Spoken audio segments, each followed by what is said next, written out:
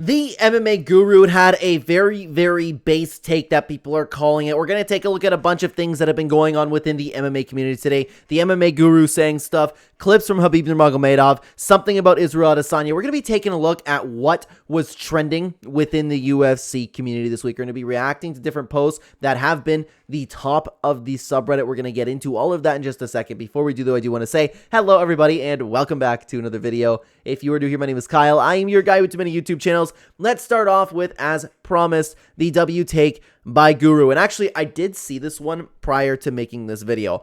I wish 5'11" Shogun Rua didn't let Jon Jones fight for Undisputed because he hasn't beat any legends yet.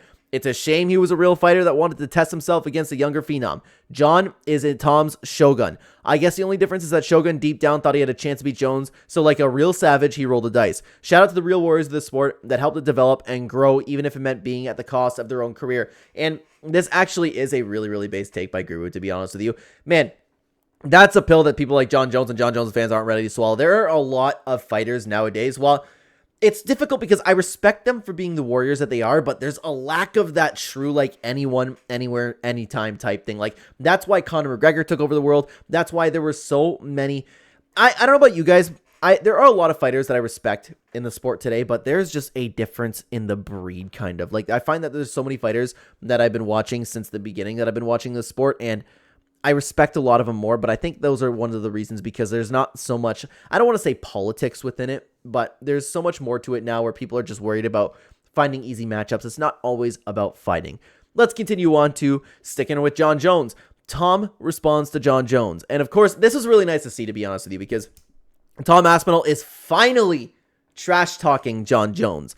Jon's right. He's won so many more world championships than me while using PEDs. Savage. That's all you need to do, Tom Aspinall, man. That's all you need to do. And guys, stay tuned because speaking of the MMA Guru, I want to get into one of those videos because I really love his videos when he helps people trash talk, and I feel like I could have an okay take on that. So stay tuned to the channel if you enjoy my content because I'm going to be uploading what Sean O'Malley needs to do against Merab Dvalishvili and vice versa. But I don't know why Tom Aspinall hasn't been going this route the entire time. I get that he's trying to be way more stand-up, way more respectful, but as DC said, the way that he got the Jon Jones fight was because Jon Jones felt disrespected, and that's certainly the way to do it. And maybe, just maybe, you can get under his skin enough where Jon Jones will want to come in there and kill you. Anyways, let's continue on to another trending post. The dude that got KO'd by Buckley has won 2 back-to-back PFL tournaments, with each having $1 million prize. Meanwhile, Buckley's still fighting for pennies, begging for 50K bonuses. Now, of course, this is a big difference between fighter pay. I've always disliked the fighter pay talk because as unpopular as this is, guys, I know. I'm more so on Dana White's side where this isn't a career, it's an opportunity. I think people should just be grateful to be getting paid what they are. I think it is really admirable that Impa Kasaganai, I apologize for pronouncing his name wrong. I'm still getting used to a lot of PFL fighters, and I didn't watch him for too long in the UFC, but I think it's fantastic that he was able to make a career for himself and go on to win a $1 million prize pool. That's the way I look at it. I don't look at it and go, oh my God, all of these UFC fighters need to be paid more. I think that more people need to, if you want the $1 million prize, go take a risk.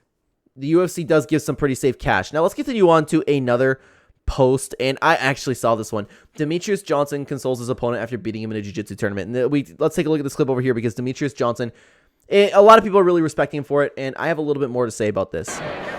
You're good. Hey, we're good. Hey, it's so good. There's next year, man. Hey. And it's true. You can see his opponent is really breaking down, really devastated by the loss, losing to one of the greatest fighters of all time. It's just for fun. Your life's not going to change. You're going to go home, keep on training, have a beautiful wife, kids, go back to work.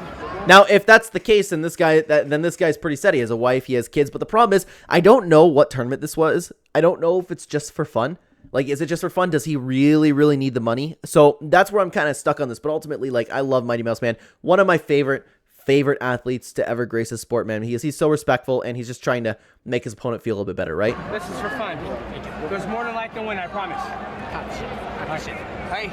That's so nice. And I love that he shook his hand after too, and it's really tough because, again, I understand, like, and I've never competed in tournaments before, but I have an extensive background in MMA in general, and I understand, like, I've been around these people. I've been around these people when they win, when they lose. I understand that they have so much dedicated to the sport. So I don't know what I truthfully don't know if that had a prize pool that he needed or anything like that. But I actually kind of agree with Michael Chandler in the sense after you beat somebody, like, okay, let me wallow. I don't need you in my face, like holding my face going, oh, hey, it's okay. I respect you a lot. But the problem is Mighty Mouse, like you can just sense like it's so genuine coming from him.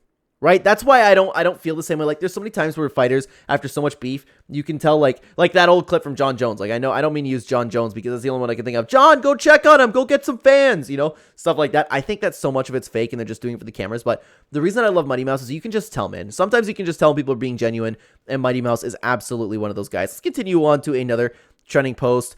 DDP cannot be more accurate. Everybody goes, Jake Paul has done great things for boxing. No, he hasn't. His fans only watch him box. They don't know boxing for crap. They know Jake Paul. Kind of true. I don't have too much to build off of that, but that's true. I didn't know Dricus Duplessis said that, to be honest with you. Yeah, it's always the Jake Paul show. It doesn't matter who Jake Paul's fighting because Jake Paul's going to fight somebody who is just unmatched for him, and he's probably on PEDs, right? So, tough to say. Let's continue on. Definition of a complete badass. Okay, and this is what we were talking about, right? We were talking about at the beginning of the video. Alex Pereira enters his 4th straight title fight in 11 months at UFC 307. Unreal activity. This is a guy, you want to talk about the fighter pay? You want to talk about the warriors that we were talking about, like MMA Guru posted over here? This is how you do it. This is how you do your career. This is a true warrior. The guy who steps up on short notice. The guy who will fight anybody, anywhere, anytime. He doesn't care who the next challenge is. I know people are saying, and before you say he's running from Magomed Ankalaev, that's not the case. That's probably the UFC doing their best to protect Alex Pereira. He may need it. He may not need it. I'm just saying it's not his fault. This dude, there's a reason why he's main eventing UFC 300. There's a reason why he is as big as he is. People love activity. People love that badass warrior spirit that he has. Now people want to talk about fighter pay. Do what Alex Pereira is doing. Do what Conor McGregor did. Do something like Jorge Masvidal. For so long, he was fighting anybody, anywhere, anytime, and finally got his highlight, right? I don't want to say it's easy, but instead of all these fighters complaining about pay, I think they should do something to the extent that Alex Pereira is doing. Let's continue on to another. Okay. Just Chama.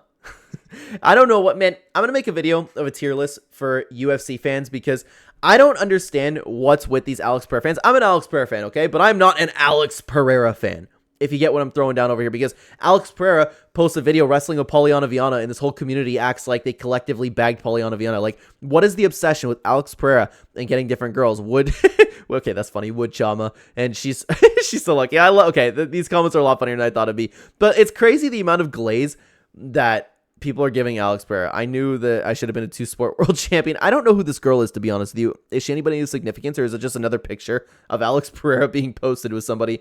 Let's keep going. Okay, here we go. Another Alex Pereira. Guys, again, this just furthers what I'm talking about. Everybody is talking about Alex Pereira. He is a superstar now. He's crossed that bridge. It's the activity. It's the way he fights. Everybody loves Alex Pereira, and the dude doesn't speak English. If Alex Pereira can succeed in life, after being an alcoholic for most of his life, if he can come in, succeed the way that he's succeeding, all of these UFC fighters are more than capable of doing the exact same thing. Poton's new belt must have stole Henry's belt. I didn't see that part. That's actually funny. Is that real? I don't know if that's real, if that's photoshopped, but I guess it must be because it was one of the biggest trending posts on the UFC BR. I said, excuse me, I'm usually looking over at Fortnite for the other channel. The Fortnite BR subreddit. So we have the UFC subreddit over here. Yeah, I think it's a cool belt, actually. I wonder if people think it's cringy or anything. I'll give it to OP. That was a good one. Okay, they're talking about pretty cool. That's heat. That's good. The UFC should make watches. Actually, that's pretty good. The UFC should get into making watches like that. That's actually just the real belt on his wrist. That's actually dope. Okay, so people do like it. People do like it. I like it too, man. I think it looks pretty cool. I like not funny watches, but unique watches like that. Let's keep going. Who comes to mind when you think of UFC role models? For me, it's these 4. And you know what? Honestly, I can kind of get behind that. I don't know much about Anderson Silva personally because when I was watching the sport, I didn't, not that I speak Brazilian now, but we didn't have like the translation that you could just find on YouTube for just in a second, right? So I can't speak for Anderson Silva. I've watched many of his fights. I think I was around when he first came into the UFC, but regardless, it doesn't even matter. My point being, I don't know Anderson as a person, but these 3, I would absolutely agree with. Habib and Mighty Mouse for sure. St. Pierre as well. Let's take a look at what other people are saying. Robert Whitaker's a good one too. How come nobody said Volk? Stand up for yourself, dude. I'm raging scrolling this far to see Volk. 2 losses. Everyone forgets this man's a gem. That's true too.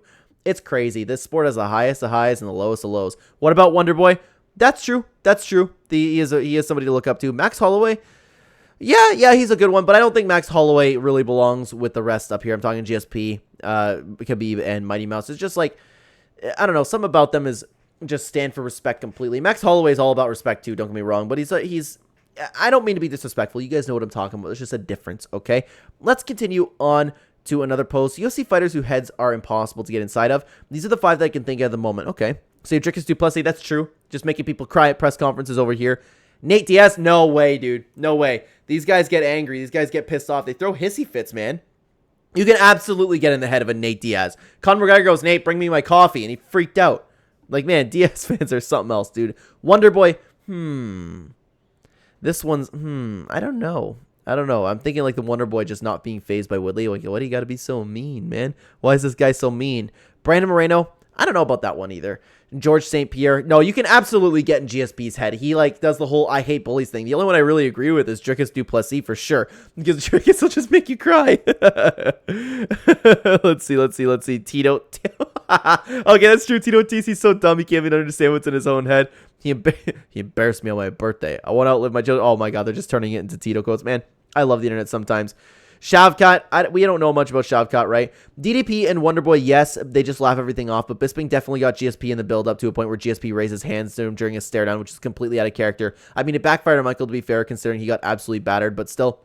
But the problem is, like, with GSP, it wasn't just that. It was Nick Diaz really got in his head, too, and I'm sure there's been other people that got in GSP's head. And I still remember Wonderboy's reply to Woodley's trash talk. I don't understand why you got to be so mean, right? It's true. Dricus Du Plessis for sure. Wonderboy, maybe. Anyways, let's keep going. Khabib and Kane having meet together? Okay, man, it's so crazy to see Kane. Wow, he got the ankle bracelet too. That's wild, dude. That's wild. This is where that came from. I saw this picture. I saw this picture everywhere. Okay, that's funny. Oh, I didn't mean to open that up. Excuse me, guys. And everybody's having a nice time over there. Man, I don't know. It's really kind of wholesome to see Khabib and Kane just hanging out like that. You don't see it anymore, right? It's just so weird to see, like, it's funny how somebody can be such a big star and then you just see them and you're like, oh yeah, I forgot, like, Cain Velasquez kind of existed. I was a big fan of Cain Velasquez. Let's continue on to another post that went viral over here. We just missed on a generational MMA lore moment. I know. I saw this one. Armin Sarukian says he will no longer be releasing an anti-bullying PSA video. If my fight is scheduled for December, there's no point. And of course, if you guys don't know, Armin Sarukian was supposed to, and I don't know why that's the punishment for him. He needs to be releasing an anti-bullying PSA video for punching a fan who probably deserved it. I wish we could see the entire exchange, because like literally fighters just don't go punch fans for no reason. I remember who was it? Someone threw something at Matt Brown or something like that, and Matt Brown jumped the cage. Honestly, it's so true, because this thing would have went insanely viral if Armin Sarukian, of all people, after all the crap that he talks about different people, like, yeah, I love watching Bobby Green get beat up in the cage. I would have loved to see that. It sucks, man. Let's take a look at some comments over here. He will now be releasing a dude. Oh my god. He will now, this is such a good idea. He will now be releasing a pro bullying PSA video. If he did this, he would, and this is what I'm talking about. You want to talk about fighter pay, you want to talk about fighters, they have so much more avenue right now to be able to get more paid, be able to get the start, because this is what Armin Sarukian needs to do. Release a pro bullying PSA video after that. Dude, the dude will skyrocket into superstar. Memes are the way to do it. Memes are the absolute way to do it. They have, the fighters have the opportunity at their fingertips, man, but so many don't do it. Crazy to me. So yeah, but unfortunately we did miss out on that. I don't think we're going to see any more on that. Let's continue on to another post that went viral this week. I love this one-eyed mofo. I don't know why so many of you hate on him. I've always agreed with this, to be honest with you, and I'll read what this guy had to say, okay? He's funny, he's blue-collar British, not an a-hole in person, he fights like a pit bull, and he fought with one eye for 11 times. Like Luke Rockhold with one eye. You guys hate on his commentary, but I'm always laughing. He's a bit of a DICK, but it's like saying he's an a-hole, but he's our a-hole. I don't know. I'm from New York City. Maybe we just like people who talk spicy. Please explain your hate or your love. I've always agreed with this, man. I didn't like Michael Bisping when he first kind of came onto the scene, but as the years went on and as he started getting into his commentary, I love his commentary. I agree with this. Like, I understand the people who just want their the fighters' commentary to just be strictly professional. I get that, but I personally like when Bisping kind of just does his own thing. He's a funny guy, so if he makes me laugh during commentary, I see that as like the meme. I see that as an absolute win. Used to have a persona, but now I just yeah, okay. He's chilled out more after he's retired, but I kind of agree with this. When he first came onto the scene, he did just, maybe he was young, maybe he was immature. You know, I hated him until he knocked out Luke Rockhold and then showed up at the post-fight presser, smug as hell, drinking a beer. It was hilarious. That's when a lot of people kind of changed tune on him. And I started liking him a little bit more before that. But yeah, he's just funny. That's how I feel about him. I don't care about his commentary. Like, I'm not saying I don't mean that in the sense where, like, I wouldn't like to see him. But I get the criticism for his commentary. That's all I'm trying to say over here. Let's continue on to another post over here. Well, there you have it. Right out of Dana White's own mouth. I might have to cut this out because now it says NSFW. Let's see. Okay, hang on. I see where that's going, but I think we can let it play, okay? Me and John Jones are fucking. All right. I have no words for that. You're basically an artist. Yeah, okay. Very funny, but I'm still the GOAT. John Jones crying behind, okay. Yeah, it's just MMA meme pages doing what they do. What am I supposed to comment on this, right? It's just Dana White being Homelander edited. All right, let's continue on to the final post, and I strategically left this one to be the final post. Adesanya implies he was injured versus Dricus du Plessis, and of course it's responding to a video from Alex Pereira. It's weird how this guy knows me. It's like we spent hours studying each other's moves and fought multiple times or something. I meant that. Israel Adesanya did have an update to this after all of the fans have been talking about him just making excuses. I believe he was making excuses because why would he just compliment Alex Pereira? He doesn't do that. He's a very, very petty person. He's a very immature individual, and this is what the MMA fans kind of caught onto him, to be honest with you. Let's take a look at the top comment for it. He's got them Kamaru Usman legs nowadays, but he still does pretty well. Comes with being older too and active for his health. Honestly surprised how well his takedown defense held up. I don't think that's the case. I think that Dricus du Plessis just fights weird, and I think that Dricus du Plessis dragged him into a fight that he's not used to, because there's a lot of fighters with Israel Adesanya's style, with the aura that he had. He could stand around and he could afford to, and I don't mean this in a disrespectful way, like a lot of people hate his fight style. I think it's fascinating the way that he is able to capture the aura in there, in the sense where people are so worried about getting countered that he is able to get away with just chopping at your leg kicks, circling around, countering you again. Dricus du Plessis doesn't care. Dricus du Plessis just walks in, makes the fight ugly, and that's what happened to Israel Adesanya. And knowing the person that Israel Adesanya is over these years, I'm shocked that people are actually buying the injury excuse thing. We've seen activity from this, or behavior like this, from Israel Adesanya before. There is no reason to think otherwise this time, just because he said it. Now, Israel Adesanya did make an update to this, and we did talk about it on the channel. So if you're interested in hearing the entire thread and what Israel Adesanya also had to say over here, you can check out this video on screen. Thank you for being here, guys. Take care.